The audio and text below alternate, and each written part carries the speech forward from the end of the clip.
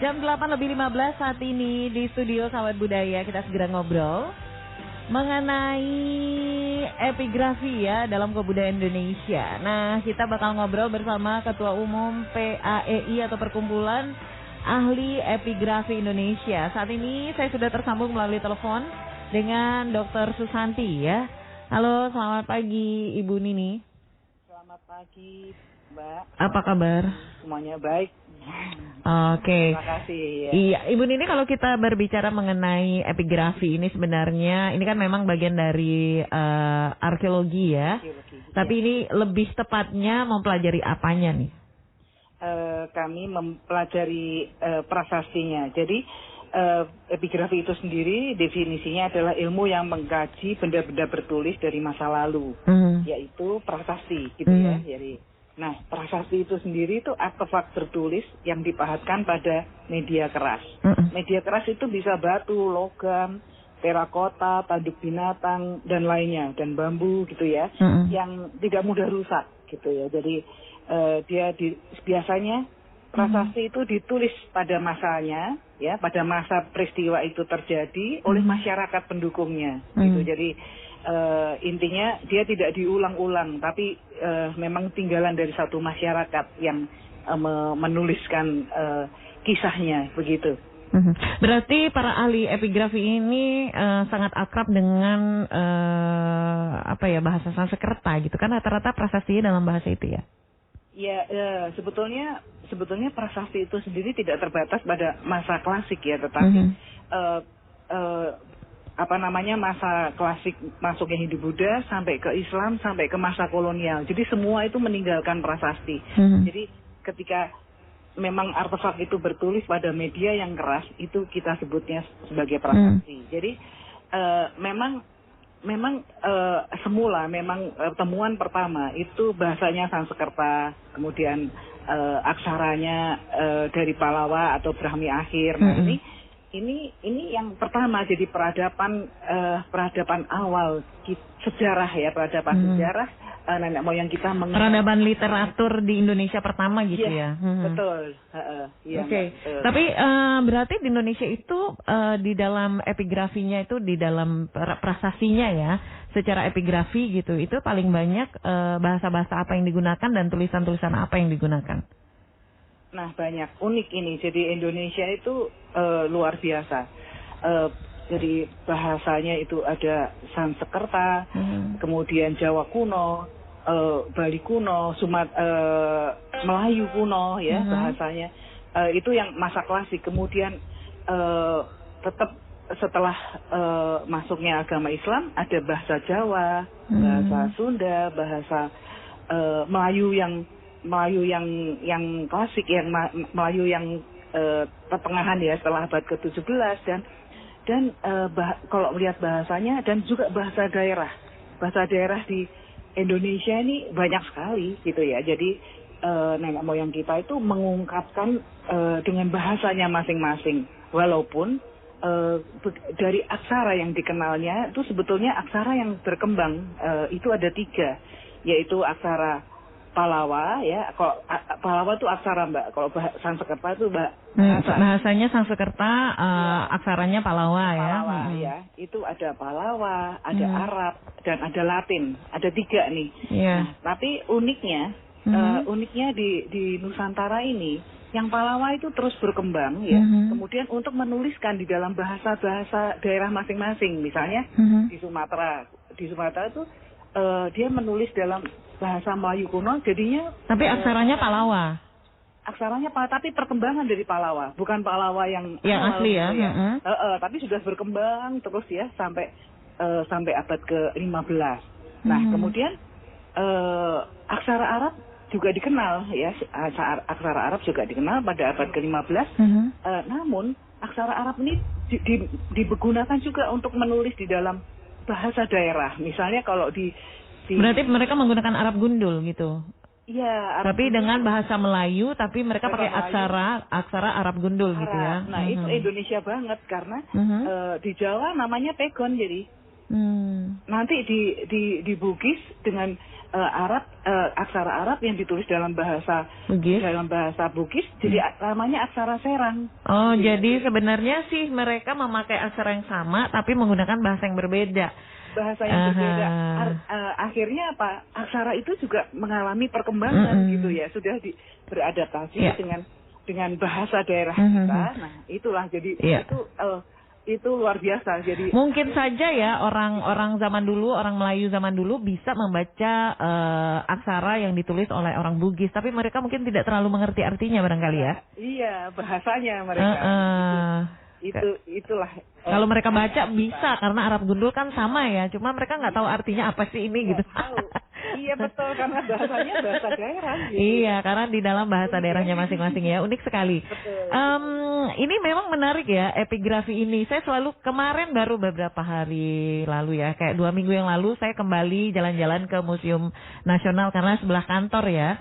Nah, terus di situ kan banyak sekali prasasti-prasasti yang tertulis gitu, dan saya penasaran sekali ini artinya apa gitu kan.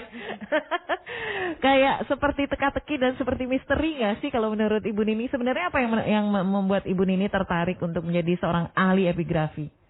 Ya, dulu seingat saya waktu saya mahasiswa, saya kepingin belajar yang orang nggak bisa gitu. Saya ingin tahu yang orang nggak tahu gitu. Jadi kemudian saya pelajari itu. Jadi di kami ada memang pengkhususan epigrafi. Jadi di situ jadi intinya kita harus menguasai bahasa dan aksara dari masa yang kita kuasai, masa yang kita pilih gitu. Jadi seorang epigraf tidak selalu bisa semuanya ya. Iyalah susah sih. Jadi kalau prasastinya Jawa kuno, artinya dia menguasai aksara Jawa kuno dan bahasa Jawa kuno supaya bunyi gitu. Iya, jadi harus ahli dalam satu bidang aja gitu ya. Misalnya kalau aksara kuno, Jawa kuno ya Jawa kuno aja, jangan sampai kemana-mana nanti malah bingung barangkali ya, nggak tahu juga deh. Dan tidak mendalam. Tidak mendalam, oke. Tapi sebenarnya kalau misalnya nih, mungkin aja sahabat budaya ada yang tahun depan mau masuk kuliah, ini ngambilnya jurusan apa ya Bu Nini? Arkeologi. Oh, ngambil arkeologi. Nanti ada majorinya di epigrafi ya? Iya, ada. Misalnya ingin nanti di tugas akhir ingin memperdalam epigrafi, dia bisa mendalami belajar kalau aksara diberikan di dalam perkuliahan. Nah, dia bisa melatih diri membaca prasasti yang ada. Gitu. Dari semua prasasti yang ada di Indonesia yang pernah, kalau Ibu Nini ini lebih spesifiknya era kapan? Saya Jawa kuno, prasasti Jawa kuno ya? Dan juga Melayu kuno ya. Nah, apa yang prasasti yang paling menarik yang pernah dibaca dan diartikan oleh Bu Nini? Saya sendiri, saya pada satu penelitian besar yang saya lakukan untuk di S3 adalah saya membaca prasasti-prasasti Raja Airlangga. Nah ini luar biasa. Jadi seperti kita itu ada 33 prasasti dan ada kira-kira 20 yang lengkap. Nah itu kita seperti masuk di dalam kehidupan si raja tersebut gitu. Emang Raja Airlangga ini nulis apa aja sih, tentang apa aja? Oh, banyak Mbak. Jadi ini satu, ibaratnya kita harus wawancara lagi loh ini. Panjang ya?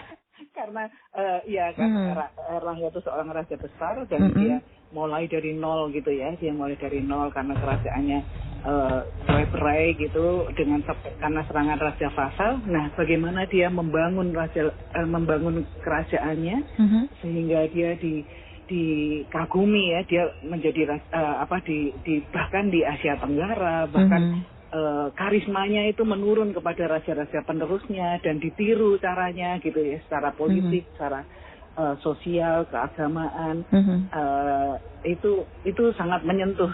Oke. Jadi yang paling banyak ditulis oleh Raja Erlangga ini adalah tentang pemerintahannya atau bagaimana? Tentang pemerintahannya, ya betul. Bagaimana dia mereformasi birokrasi, semuanya tentang mereformasi birokrasi, ekonomi, gitu ya. Juga agama. Tapi kenapa ya? Ini kan berarti menarik ini. Mereka sudah belajar reformasi dari entah kapan gitu ya. Ini dipublish di satu media nggak sih, biar sebenarnya bisa menjadi pembelajaran untuk kehidupan sekarang gitu, Bu Nini? Ada bukunya, Mbak. Buku ya. Ada buku Erlangga Raja Pembaru di Jawa. Biografi Raja Pembaru di Jawa. Jadi memang kalau karena itu satu kajian prasasti, kadang-kadang agak garing gitu ya. Tapi saya pikir berarti harus dibikin versi popnya biar nggak garing gitu ya. Ada kok versi popnya, sudah ada teman-teman dan saya sudah menurunkan di dalam beberapa artikel mengenai si raja itu sendiri. Saya lihat dari berbagai sudut gitu ya. Bagaimana dia melegitimasi dirinya bahwa dia tuh layak menjadi raja melalui satu karya sastra, gitu ya, satu karya sastra, kemudian membuat silsilah dari kehidupannya, kayak seperti gitu.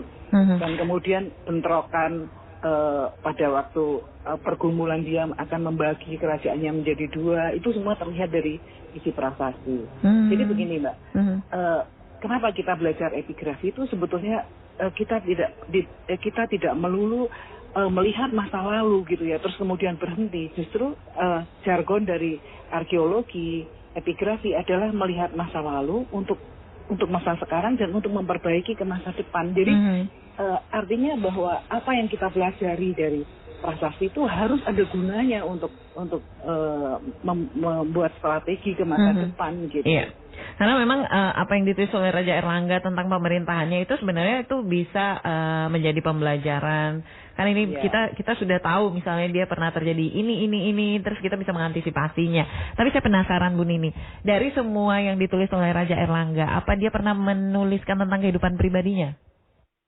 Pernah dia, pernah. Ya, jadi artinya begini, bagaimana dia turun tahta ya, kemudian dia menjadi pendeta gitu ya, di akhir pemerintahannya, dan kemudian ada perang saudara yang tidak pernah habis antara Janggala sama Panjalu, kerajaan dia, dan dia juga perasaannya jelas gini, dia itu sangat sayang kepada rakyatnya. Dia orang yang ketika dia melakukan penyerangan, penaklukan kepada daerah-daerah yang memusuhi dia karena lemah pada waktu itu kerajaan, itu rakyat di desa-desa yang mendoakan dia, yang melindungi dia, itu semua diberi hak tanah otonomi gitu ya, Sima namanya gitu. Jadi raja itu memberikan perhatian dalam bentuk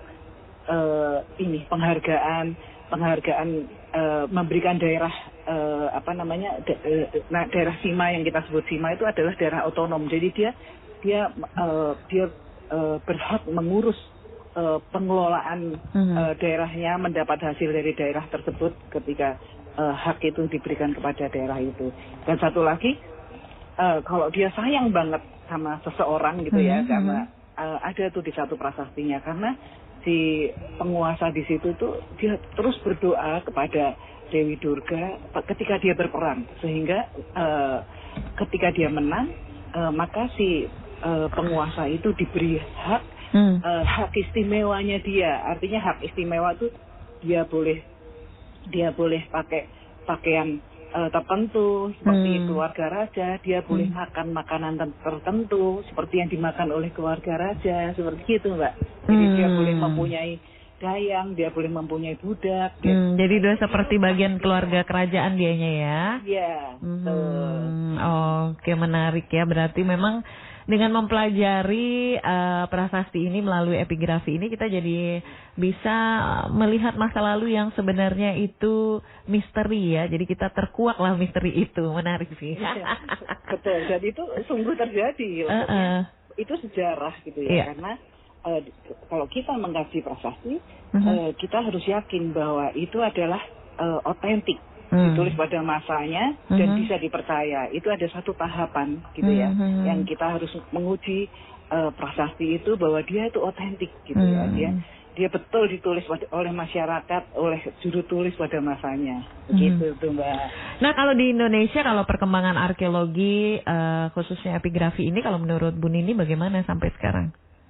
Nah ini kebetulan saya dipercaya menjadi ketua perkumpulan ahli epigrafi.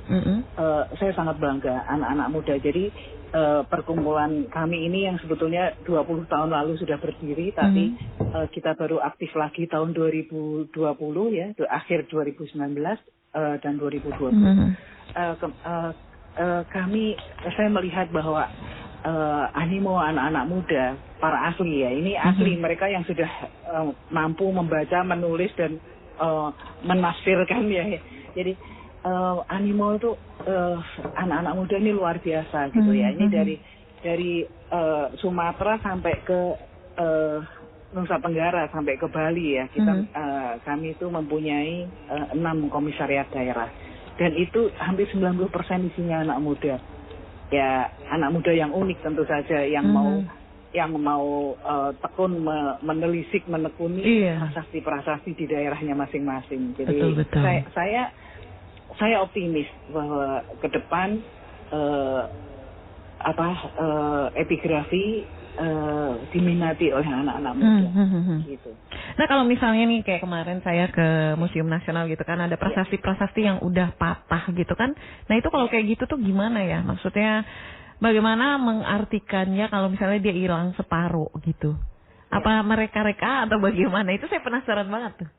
Iya, jadi begini, prasasti itu ada polanya Mbak. Apalagi kalau prasasti Jawa kuno ya, itu ada polanya. Habis ini itu, habis bagian penanggalan, ini ada nama raja yang memerintah, kemudian yang terima perintah siapa. Oh gitu. Biasanya dia. Jadi ada textbooknya yang udah pakem gitu ya? Ada formatnya tertentu. Format tertentu. Ketika bagian itu hilang, ketika ada bagian itu yang hilang, kita bisa memperkirakan, oh ini bagian ini yang hilang. Ada bagian sumpah yang hilang, oh ini zaman kapan prasasti itu dibuat dan kira-kira sumpahnya seperti ini. Tentu kita tidak akan ngawur kita menuliskan isi sumpah itu enggak, tapi kita bisa memperkirakan. Kalau ini sepertinya sesuai dengan masanya, ini kayaknya gini deh isinya gitu. Gitu. Karena kan kadang-kadang prasasti itu tidak utuh ya ditemukannya, mungkin ada yang sedikit rusak, ada yang ya seperti itulah. Tapi tentunya itu tidak membuat kita kemudian jadi jadi membiarkan saja, karena itu juga masih bisa diteliti gitu ya Bu Nini ya. Betul. Itu tantangan buat kita justru. Kita prinsipnya tantangan itu peluang gitu. Jadi dengan tantangan itu kita lebih bersemangat, lebih penasaran gitu. Sebenarnya kalau menurut prediksi Bu Nini itu masih banyak nggak sih prasasti-prasasti yang tertimbun di Nusantara ini? Banyak banget. Karena gini, saya pernah membahas seperti itu kan tidak harus batu Mbak, tidak harus batu. Pada tahun 2019 kami meneliti prasasti Timah, tim saya meneliti prasasti Timah di Sumatera. Nah itu dalam aksara apa? Aksara Sumatera kuno, jadi ya betul sama dengan turunan dari Palawa itu. Iya. Melayu kuno. Ternyata mereka sudah mengenal menulis di atas timah ya? Iya, ya itu kira-kira dari abad ke-10 sampai ke abad ke-16 dan itu macam-macam. Itu saja, memang kecil ya bentuknya. Itu saja yang kami buat katalognya itu ada 110 dan ini sudah ngantri 30 lagi katanya. 30 lagi gitu. Jadi masih banyak ternyata yang bisa diteliti ya. Kirain suatu saat epigrafi ini akan berhenti karena semua prasasti sudah ditemukan ya kan. Enggak Mbak, terus ada.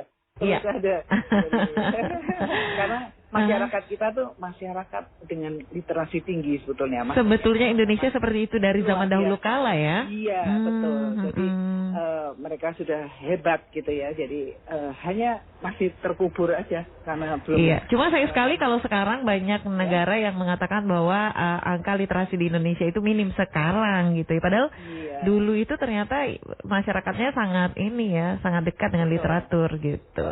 Betul Mbak. Seperti di Sumatera itu apapun yang mereka lakukan mereka tulis dalam aksara ulu. Nah, aksara ulu ini juga lanjutan dari aksara Pallawa, tapi dia ditulis setelah abad ke-16 gitu ya. Bahasanya juga Melayu, bahasa setempat juga gitu ya. Saya jadi pengen bisa membaca ini bahasa-bahasa kuno. Gimana caranya? Ada saran nggak dari Bu Nini kalau tiba-tiba pengen belajar ini? Sebetulnya teman-teman banyak yang mengadakan seperti workshop gitu ya. Seperti workshop aksara kuno. Ada tuh, jadi nanti ke depan ini komisariat teman-teman di komisariat Komda akan juga memasukkan ini sebagai agenda, yaitu menyosialisasikan aksara-aksara kuno supaya paling tidak orang masyarakat itu ingin bisa paling tidak melek aksara dulu. Nah, nanti bahasanya kan tergantung ya, bahasanya tergantung dengan. Iya.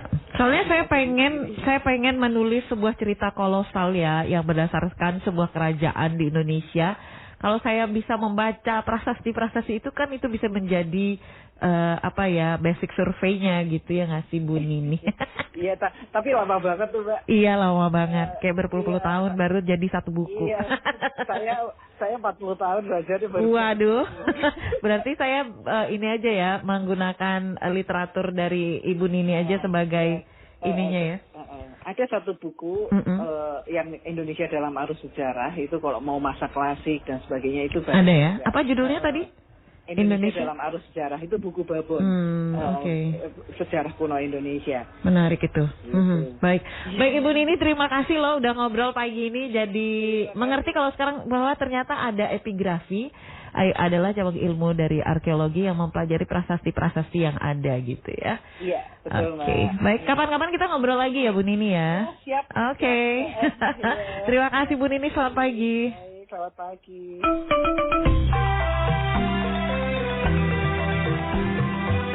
Pro 4, Ensiklopedia Budaya